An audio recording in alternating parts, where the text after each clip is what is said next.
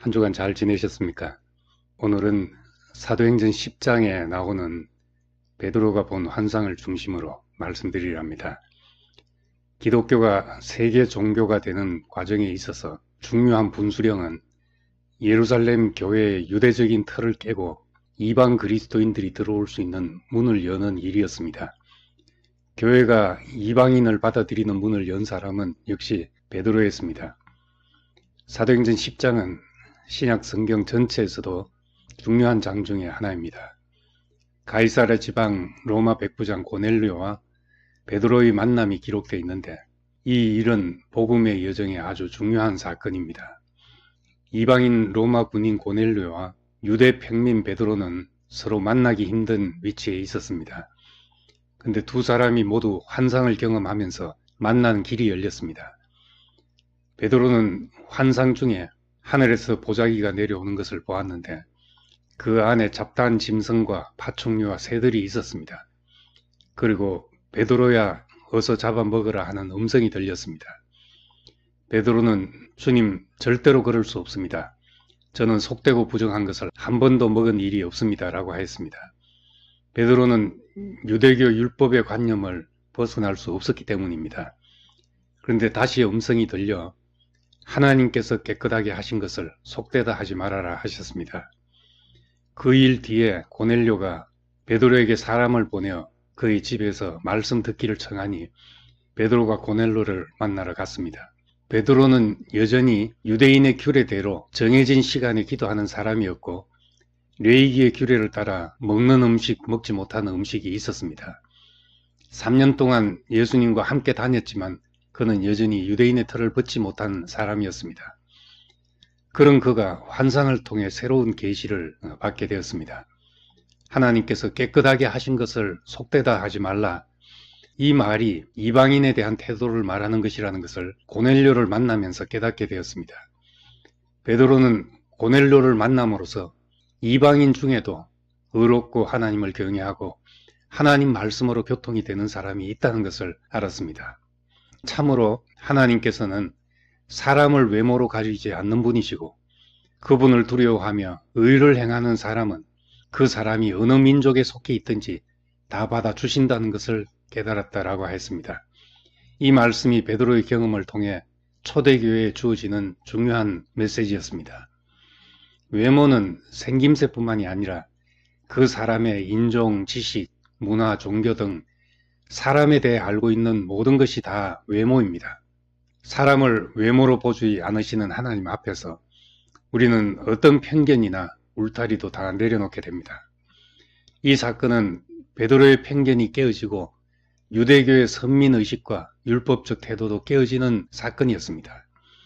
복음이 자신의 울타리를 넘어 다른 세계로 전파되기 위해서는 다른 사람을 내 삶의 방식에 들어오도록 설득하는 것이 아니라 우리의 부서짐을 통해 다른 사람에게 녹아 들어가야 합니다. 내 담장을 높이고 심오한 진리를 자신들만의 전유물로 여기면서 와서 배우라고만 한다면 복음이 흘러갈 길이 없습니다. 베드로는 그때까지도 구별과 편견이 있었습니다. 나는 이런 것을 결코 먹을 수 없다.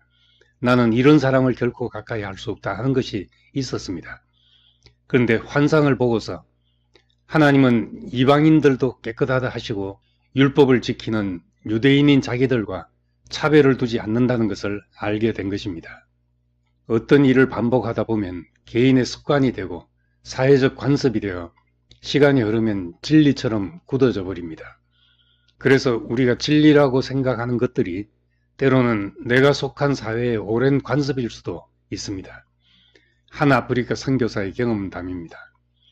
케냐의 마사이 부족 마을에 첫 발을 딛고 부족들과 관계를 시작하게 됐을 때 하루는 추장이 와서 얼굴에 침을 뱉으라는 것입니다. 화가 나서 자기도 추장에게 침을 뱉었는데 갑자기 추장이 자기를 껴안고 마을 사람들이 춤을 추며 좋아했다고 합니다. 나중에 알게 된 사실은 얼굴에 침을 뱉는 것이 일종의 환영 행사였습니다. 얼굴에 침을 뱉는다는 것이 대부분의 문화권에서는 가장 모욕적인 행위인데 케냐 부족에게는 우정과 존경과 그리고 환영의 의미였습니다. 이런 문화적 차이에 대한 이해 부족이 한국에 온 선교사들에게도 있었습니다. 17세기 후반 조선에 들어온 가톨릭 선교사들은 동양의 예문화를 몰랐기에 제사를 위해 머리를 숙이고 무릎을 꿇고 절하는 모습이 우상숭배로 보여서 금지사항으로 가르쳤습니다. 이것이 박해의 빌미가 되어 수많은 사람이 순교하고 목숨을 잃었습니다. 그런데 1965년에 와서야 제2차 바티칸 공의회에서 한국 천주교회의 역사를 회고하며 과거 제사 금지 정책에 대한 잘못을 인정하고 사과했습니다. 문화가 다르다는 것은 의사소통 체계가 다르다는 것입니다. 아무리 복된 소식이라 할지라도 다른 문화에서는 오해되거나 왜곡될 소지가 있기 때문에 그 문화로 번역되지 않으면 전달되기 어렵습니다.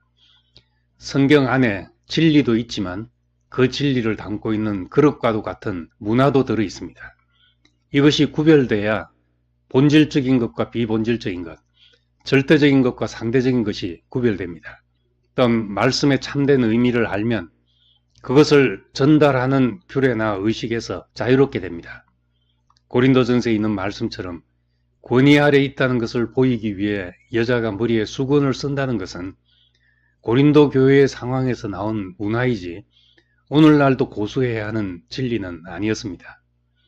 우리가 참된 권위 아래 있는 사람이 되면 머리에 수건을 쓰고 안 쓰고 하는 문제에서 자유롭게 됩니다. 개인이나 사회의 고정관념을 깨뜨린다는 것은 참 어려운 일입니다. 베드로는 계시 안에서 이방인에 대한 편견이 깨어지고 자기에게 절대적이 된 규례까지 내려놓게 되었지만 그 뒤에도 유대적인 관념이 여전히 남아 있어서 나중에 바울과 부딪히기도 했습니다. 안디옥 교회에서 베드로가 이방인들과 함께 식사하다가 예루살렘에서 야고보가 보낸 어떤 사람들이 오자 할례자들의 눈치를 살피며 베드로가 그 자리를 떠났다고 했습니다. 그래서 이것을 두고 바울이 베드로를 책망한 일이 있었습니다. 그 일 후에 베드로와 바울이 다시 만났다는 이야기는 나오지 않습니다. 아마도 베드로의 한계가 거기까지였던 것 같습니다. 예루살렘으로부터 소아시아 교회로 복음이 흘러들어가는 일에 베드로는 문을 열었지만 거기까지가 그의 한계였습니다. 복음이 땅끝까지 전파되기 위해 다리를 놓는 일은 한 사람만으로 되질 않습니다. 하나님이 우리를 쓰실 때 우리만큼 어떤 사람들에게 도달하게 하십니다. 내가 붙잡고 지키려 하던 것이 내려놓아진 만큼 다른 사람이 내 안으로 들어올 수 있습니다. 이것이 우리의 죽음입니다. 우리 죽음의 분량만큼 다른 사람이 숨쉴 거처가 넓어집니다. 예수님처럼 옥에 있는 영들에게까지는 미치지 못하더라도 내 분량만큼 문을 열고 나를 통해 복음이 다른 사람에게 흘러가게 하신 것을 감사드립니다.